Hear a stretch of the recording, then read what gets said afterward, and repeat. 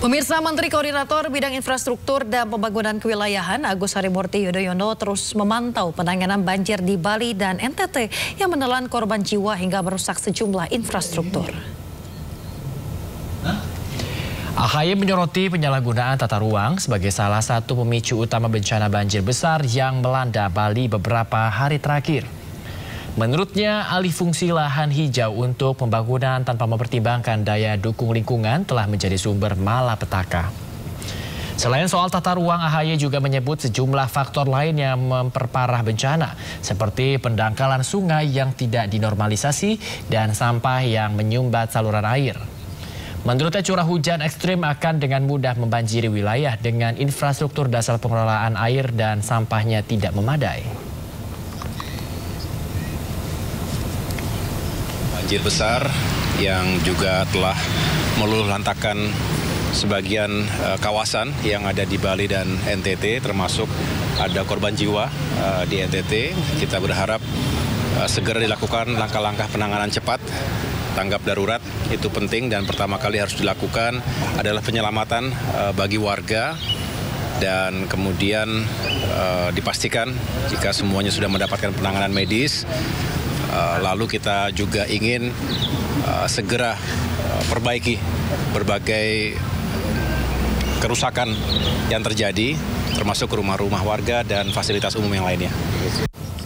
Pemirsa, polisi memastikan ledakan di permukiman warga di Jalan Talas 2 Pondok Cabe Ilir, Pamulang, Tangerang Selatan bukan disebabkan bom atau bahan peledak.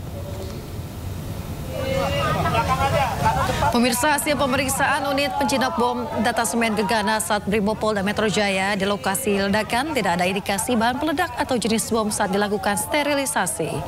Dari olah TKP diduga ledakan disebabkan akumulasi gas dalam ruangan. Di lokasi ditemukan regulator gas dalam keadaan rusak dan juga dililit isolasi hitam. Tabung gas 12 kg dalam keadaan kosong serta tuas kompos gas dalam posisi on. Di lokasi juga ditemukan bekas efek api pada benda-benda yang mudah terbakar.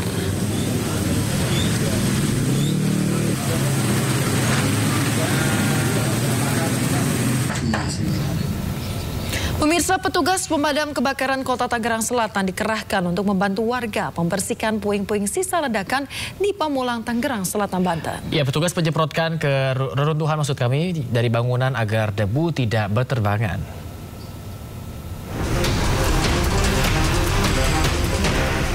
Petugas pemadam kebakaran Kota Tangerang melakukan penyiraman reruntuhan bangunan di lokasi ledakan di Pamulang. Satu unit mobil damkar dengan 5 personil dikerahkan untuk penyemprotan di lokasi. Penyemprotan dilakukan agar menghilangkan debu saat warga membersihkan puing pasca ledakan. Melakukan penyemprotan di area lokasi ledakan karena di lokasi ini sedang tahap pembersihan. Nah, di tahap pembersihan ini banyak debu-debunya ya bertebaran, makanya kami diminta dari pihak lingkungan masyarakat sini untuk melakukan penyemprotan. Sebelumnya ledakan dahsyat menghancurkan sejumlah rumah di Jalan Talas 2 Pondok Cabe Ilir, Pamulang, Tangerang Selatan pada Jumat lalu.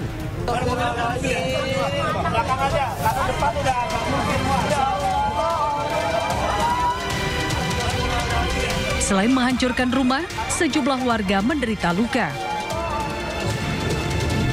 Petugas gabungan dari Polres Tangerang Selatan, Gegana Polda Metro Jaya, dan Puslap 4 Mabes Polri telah melakukan olah tempat kejadian perkara di Tangerang Selatan, Banten.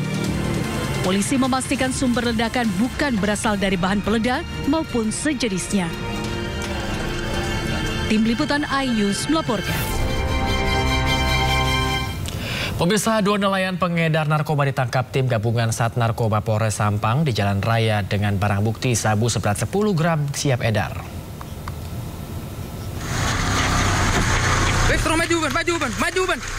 Maju. Aparat Polsek Sukobanah dan Sat Narkoba Polres Sampang meringkus 2 pria di jalan raya Desa Bire Tengah, Kecamatan Sukobanah, Kabupaten Sampang, Jawa Timur. Petugas menggeledah keduanya dan mendapatkan sabu yang simpan dalam bungkus rokok.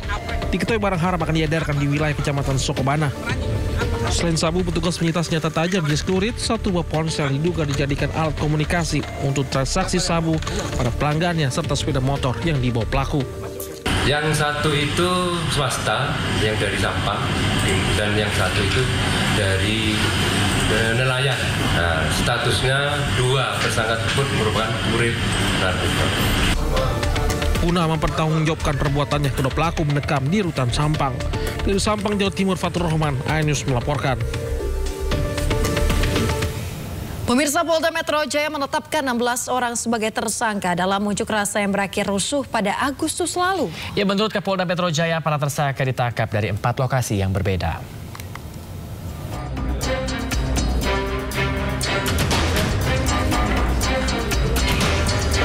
Penyidik di Ditreskrim Umum Polda Metro Jaya menetapkan 16 orang tersangka dalam unjuk rasa yang berakhir rusuh di akhir Agustus lalu.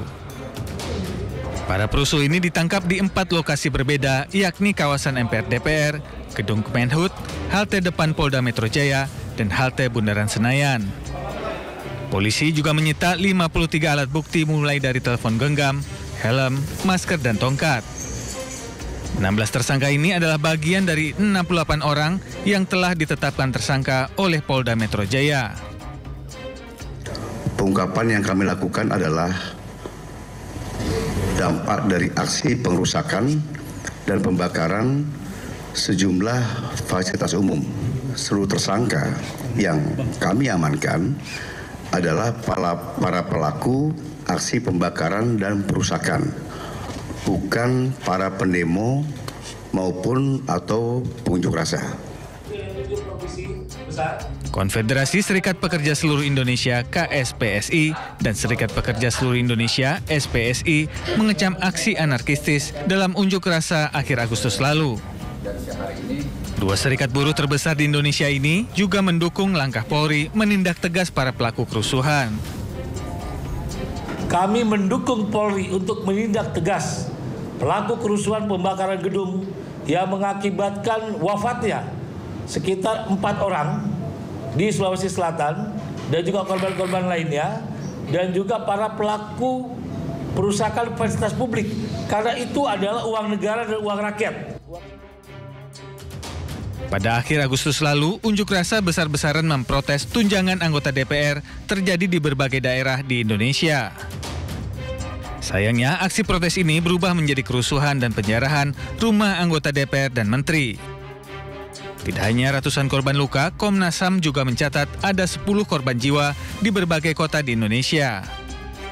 Sementara itu, kerugian akibat rusaknya bangunan dan infrastruktur diperkirakan mencapai angka 1 triliun rupiah. Dari Jakarta, Tim Liputan iNews melaporkan.